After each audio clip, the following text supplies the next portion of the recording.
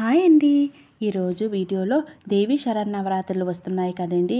వాటి తేదీ, ప్రారంభం మరియు ముగింపు తేదీలు, కలశ స్థాపన ఏ సమయంలో చేయాలి, మూలా నక్షత్రం ఏ రోజు ఉంటుంది, 9 రోజులు అమ్మవారిని అలంకరిస్తాము కదా, 9 అలంకరణలు అమ్మవారు ఏ రూపంలో దర్శనమిస్తారు, ఈ 9 రోజులు ఏ చీరను అమ్మవారికి ధరింపచేయాలి, 9 రోజులు పెట్టవలసిన నైవేద్యాలు, సమర్పించవలసిన పుష్పాలు, 9 రోజులు పఠించవలసిన మంత్రాలు, దానాలు మరియు మనం 9 రోజులు కూడా ఏ పదార్థాలు తీసుకోకూడదు, ఉద్వాసన ఎప్పుడు పలకాలి, అక్షరాభ్యాస సమయాలు ఎప్పుడు, మూల నక్షత్రం ఎప్పుడు ఉంది, కలశ స్థాపన సమయము మరి అఖండ దీపం సమయము అన్నీ కూడా ఈ నవరాత్రికి సంబంధించి డీటెయిల్ ఇన్ఫర్మేషన్ అయితే వీడియోలో ఇస్తున్నానండి. వీడియో అయితే స్కిప్ చేయకుండా ఎండింగ్ వరకు చూసి ప్లీజ్ ఒక్క లైక్ అయితే ఇవ్వండి. మీరు లైక్ ఇవ్వడం వల్ల ఈ వీడియో ఇంకొంతమందికి షేర్ అవుతుంది. సబ్స్క్రైబ్ చేసుకోవడం మర్చిపోకండి. జగజ్జనని అయిన అమ్మవారు ఈ శరన్నవరాత్రి 9 రోజులు ఎవరి శక్తి కొలది వాళ్ళము పూజిస్తూ ఉంటాము. శరన్నవరాత్రిలో 9 రోజులు అమ్మవారిని మనకి 9 అవతారాల్లో దర్శనమిస్తారు.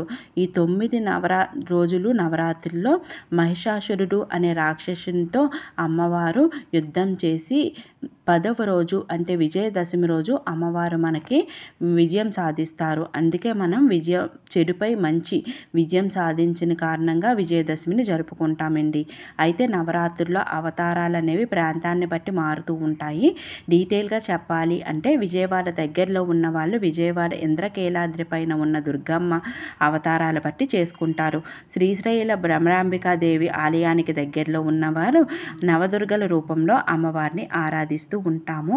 అయితే నేను ఇప్పుడైతే విజయవాడ కనకదుర్గ అమ్మవారు మనకి శరన్నవరాత్రిలో ఇంద్రకీలాద్రిపై ఏ రూపాల్లో దర్శనమిస్తారు అనే విషయాన్ని అయితే ఇప్పుడైతే చెప్తున్నానండి.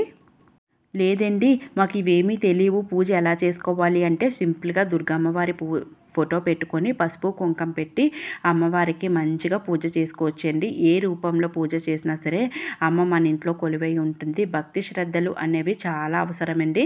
అవి ఉంటే ఎలాగైనా సరే అమ్మవారు మన ఇంట్లో అయితే కొలువు ఉంటుంది. మీరు ఎలా సింపుల్గా చేసినా ఒక్క పుష్పం సమర్పించిన అమ్మవారైతే భక్తితో మనం పూజిస్తే అమ్మవారు తప్పకుండా నిదర్శనం అయితే చూపిస్తారు.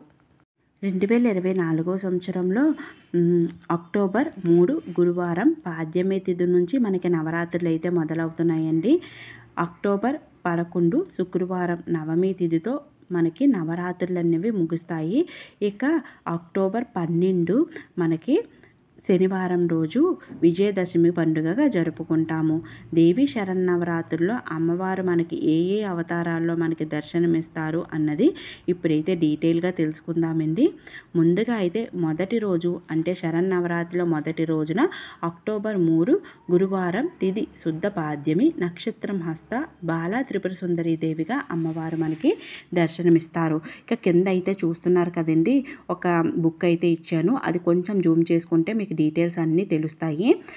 బాలా త్రిపుర సుందరి దేవికి నైవేద్యం వచ్చేసరికి బెల్లం పరమాన్నాన్ని మరియు పుష్పం వచ్చేసరికి తుమ్మి పుష్పము, చామంతి పూలను సమర్పించాలి.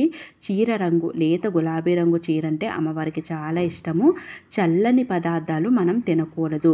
ఫలితం అమ్మవారిని ఆరాధించడం వల్ల మనకి సద్బుద్ధి, కార్యసిద్ధి, సంతాన ప్రాప్తి కలుగుతుంది. దానం వచ్చేసరికి రవికల గుడ్డ మనం ఏదైనా తాంబూలంలో పెట్టి ఎవరికైనా ఇస్తే చాలా మంచిది. ఇక మంత్రం వచ్చేసరికి అమ్మవారి నామాలు చదువుకోవడము, అమ్మవారి అష్టోత్తరాలు చదువుకోవడము, లేదా హైం క్లీం సౌ సౌ క్లీం ఐం నమః అనే మంత్రాన్ని కూడా మనం పఠించవచ్చు. బుక్లో అయితే క్లియర్గా ఉందండి. ఇక రెండవ రోజు శరన్నవరాత్రుల్లో 4 అక్టోబర్ శుక్రవారం తిథి విద్య, నక్షత్రం వచ్చేసరికి చిత్త, అమ్మవారికి మనకి గాయత్రీదేవి రూపంలో దర్శనమైతే ఇస్తారండి. ఈరోజు అమ్మవారికి నైవేద్యం వచ్చేసరికి నిమ్మకాయ పులిహోర సమర్పించాలి. అదేవిధంగా పుష్పం వచ్చేసరికి తామర పువ్వులను అమ్మకు సమర్పిస్తే చాలా మంచిది. చీర రంగు వచ్చేసరికి నారింజ రంగు చీర. మనం నిషేధం వంకాయ కూరను, వంకాయలను తినకూడదండి. ఫలితం అమ్మవారిని ఆరాధించడం వల్ల తేజస్సు పెంపొందుతుంది. దానం ఎర్రటి గాజులను ఎవరికైనా తాంబూలంలో పెట్టి ఇస్తే చాలా మంచిది. ఈరోజు పఠించవలసిన మంత్రం ఓం శ్రీ గాయత్రి మాత్రే నమః లేదా గాయత్రీదేవి అష్టోత్తరాలను మనం చదువుకోవాలి. ఇక మనకి నవరాత్రిలో మూడవ రోజు అండి. మూడవ రోజు మనకి శరన్నవరాత్రిలో మూడో రోజు అంటే 5 అక్టోబర్ శనివారం, తిథి తదియ, నక్షత్రం స్వాతి. అమ్మవారు మనకి అన్నపూర్ణాదేవి రూపంలో దర్శనమిస్తారు. అమ్మవారికి నైవేద్యం వచ్చేసరికి దద్దోజనం సమర్పించాలి. పుష్పం వచ్చేసరికి పొగడ పుష్పాలు కానీ లేదా ఎర్రని పూలను కానీ అమ్మకు సమర్పించవచ్చు. గంధం రంగు చీరను అమ్మకు సమర్పిస్తే చాలా మంచిది. తరిగిన వస్తువులు ఏదైనా వస్తువులను తరిగి తినకూడదనమాట.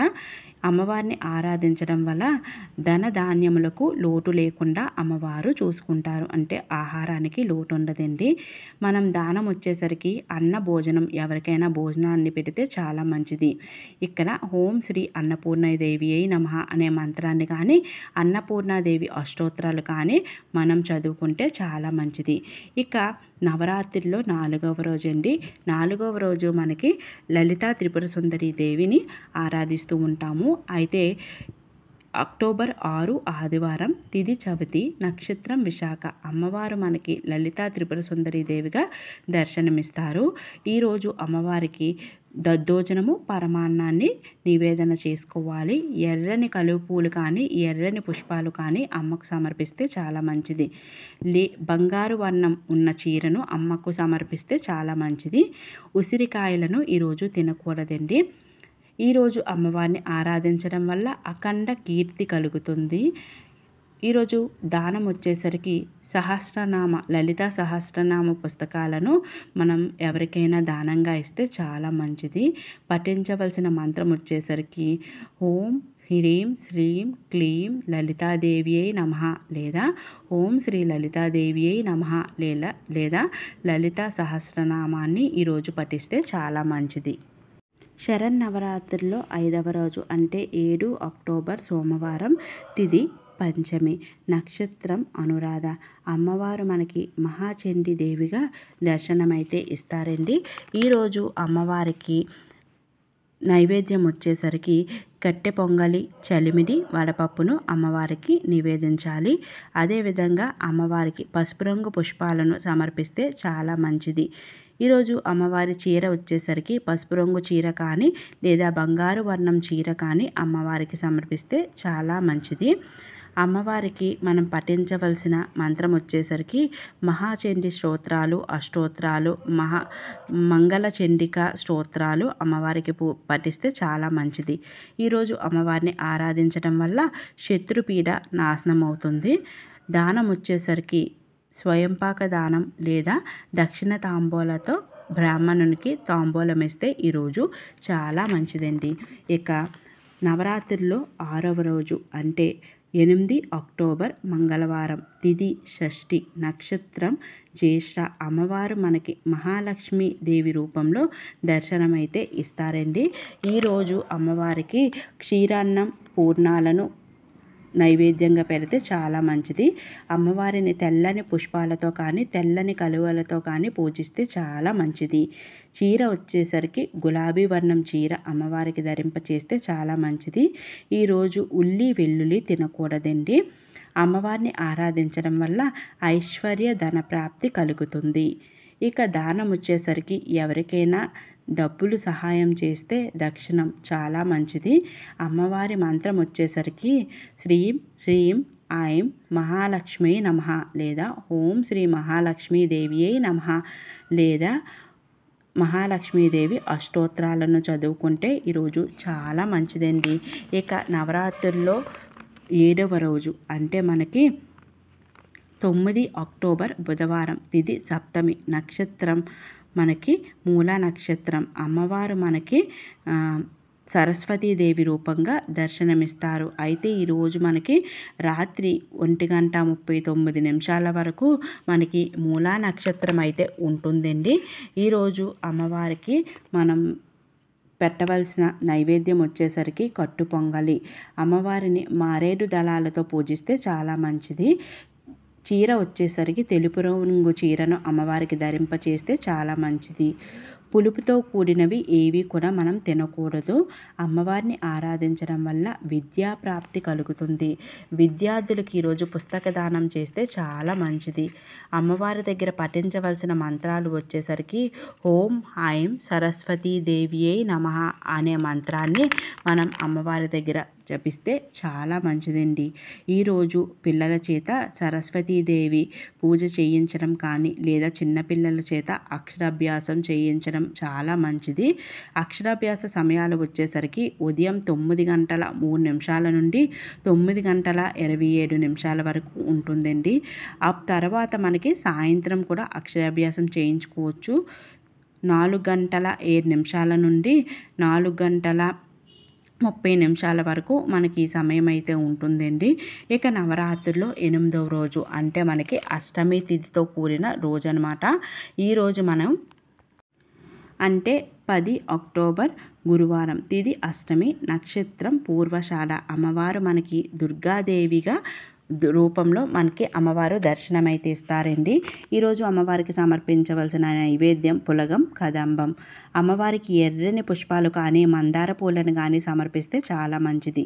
చీర రంగు వచ్చేసరికి ఎరుపు రంగు చీర అమ్మవారికి చాలా ఇష్టము. మనం ఈరోజు చెయ్యకూడనివి ఏంటి అంటే ఇష్టమైన వస్తువులు ఏవి కూడా మనం ఈరోజు తినకూడదు. అదేవిధంగా మనకి అమ్మవారిని ఆరాధించడం వల్ల శత్రువులపై విజయం సాధిస్తామండి. అదేవిధంగా ఎర్రని చీరను ఎవరికైనా దానంగా ఇస్తే ఈరోజు చాలా మంచిది.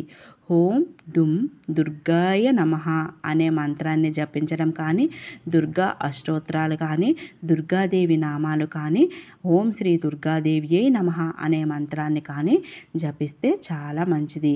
ఇక నవరాత్రుల్లో 9వ రోజు అంటే మనకి 11 అక్టోబర్ శుక్రవారం, తిథి నవమి తిథి, నక్షత్రం ఉత్తరాషాఢ నక్షత్రం. అమ్మవారు మనకి మహిషాసురమర్దినీ దేవి రూపంలో దర్శనమిస్తారండి. అయితే మనకి ఈరోజు అమ్మవారికి సమర్పించవలసిన నైవేద్యం వచ్చేసరికి పులిహోర, గారెలు, పానకం, వడపప్పు, చలిమిడ ఇవన్నీ కూడా అమ్మవారికి సమర్పించవచ్చు. ఈరోజు అమ్మవారికి వీలైతే మీరు నల్లని కలువ పూలను సమర్పిస్తే మంచిది. అవి దొరకవు కనుక మీరు అమ్మవారికి ఎర్రని పుష్పాలతో పూజ చేసుకోవచ్చు. ఈరోజు అమ్మవారికి ఇష్టమైన చీర రంగు వచ్చేసరికి ముక్కు పొడం కలర్ ఎరుపు రంగు నేత చీర ఇష్టం అన్నమాట. మనం ఈరోజు నిషేధం తినకూడనివి ఏంటి అంటే రాత్రి భోజనం చేయకూడదు. అమ్మవారిని ఆరాధించడం వల్ల ధైర్యం లేని వాళ్ళకి ధైర్యము, విజయప్రాప్తి కలుగుతుంది. విజయాన్ని సాధిస్తారు. దానం వచ్చేసరికి స్వయంపాక దానం ఈరోజు ఇస్తే చాలా మంచిది. ఈరోజు అమ్మవారి నామస్మరణ వచ్చేసరికి ఓం హ్రీం శ్రీం క్లీం మహిషాసురమర్దినీ దేవియే నమః అనే మంత్రాన్ని కానీ, మహిషాసురమర్దినీ దేవి అష్టోత్తర శతనామావళి కానీ మనం చదువుకోవాలి. అవి రాకపోతే ఓం శ్రీ మహిషాసురమర్దినీ దేవియే నమః అనే మంత్రాన్ని జపిస్తూ పూజను ఆచరించవచ్చు. ఇక నవరాత్రుల్లో 10వ రోజండి అంటే అక్టోబర్ 12 శనివారం, తిథి దశమి తిథి, నక్షత్రం శ్రవణ నక్షత్రం. ఈరోజు అమ్మవారు మనకి శ్రీ రాజరాజేశ్వరి దేవి రూపంలో దర్శనమిస్తారు. ఈరోజు అమ్మవారికి మనం శాకన్నాన్ని నివేదిస్తే చాలా మంచిది. ఎర్రని పుష్పాలు ఉంటే సమర్పిస్తే మంచిదండి.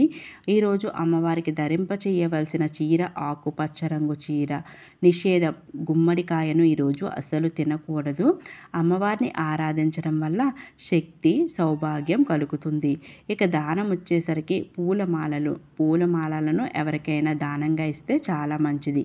పఠించవలసిన మంత్రం ఓం హ్రీం రాజరాజేశ్వరి మాత్రే నమః అనే మంత్రాన్ని జపించాలి. లేదా రాజరాజేశ్వరి దేవి అష్టోత్తరాలనైనా మనం చదువుకుంటే చాలా మంచిది. ఈ 10 రోజులు మనం చూసాము కదండి. ఈ 10 రోజులు కూడా ఇవే ఉన్నాయి, ఇవి లేవు, ఇవే చెప్పారు కదా, వీటితో పూజించాలా అంటే మనకి ఏవి అందుబాటులో ఉంటే వాటితోనే అమ్మవారిని భక్తి శ్రద్ధలతో ఆరాధించవచ్చు.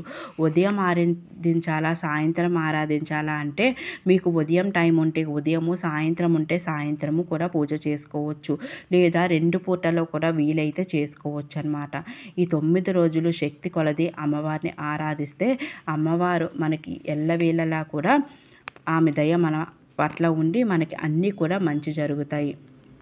ఈ 9 రోజులు పూజ అయిన తర్వాత మనం 10వ రోజు అంటే 9వ రోజే మనం అసలు ఉద్వాసన చెప్పాలండి. కానీ 9వ రోజు శుక్రవారం, మంగళవారాలు వచ్చాయంటే మనం ఉద్వాసన చెయ్యకూడదు. ఈ సంవత్సరం 2024లో మనకి శుక్రవారం రోజు వచ్చిందండి 9వ రోజు. అందుకని మనం ఉద్వాసన 10వ రోజు అమ్మవారికి చెప్పాలి. 10వ రోజు అంటే శనివారం, చాలా మంచి రోజు. 10వ రోజే అమ్మవారికి ఉద్వాసన చేసి అఖండ దీపము, కలశము అన్నీ కూడా తీసి మనం అమ్మవారికి ఉద్వాసన అయితే చేసుకోవాలి. ఉద్వాసన చేసుకొని 10వ రోజే మనం అమ్మవారి కలశాన్ని కానీ దీపాన్ని కదా అన్నీ తీసేసి నిర్మాల్యాలన్నీ కూడా ఏం చేయాలో నేనైతే నెక్స్ట్ వీడియోస్లోనైతే చెప్తాను. అయితే 10వ రోజు విజయదశమి రోజు మనం అమ్మవారి కలశాన్ని, పూజా పీఠాన్ని అన్నీ కూడా కదపాలండి. సమయం వచ్చేసరికి అక్టోబర్ 12 శనివారం ఉదయం 11:15 నుండి 11:48 లోపు మనం కదపాలి. అప్పుడు అవ్వకపోతే సాయంత్రం కూడా మనం ఉద్వాసన పలకొచ్చండి. సాయంత్రం వచ్చేసరికి 3:19 నుండి 5:11 లోపు మనం అమ్మవారిని ఉద్వాసన మంత్రం చెప్పి కదపాలండి. తర్వాత మనం అన్నీ కూడా తీసేయొచ్చు. ఈ వీడియోలో కంప్లీట్ ఇన్ఫర్మేషన్ ఇచ్చాను అనుకుంటున్నానండి. ఇంకా ఏమైనా డౌట్స్ ఉంటే కామెంట్ సెక్షన్లో అడగండి. ప్లీజ్ మన ఛానల్ లైక్ చేసి, షేర్ చేసి, సబ్స్క్రైబ్ చేసుకోండి. మరొక చక్కటి వీడియోతో మళ్ళీ కలుద్దాము. Thanks for watching this video.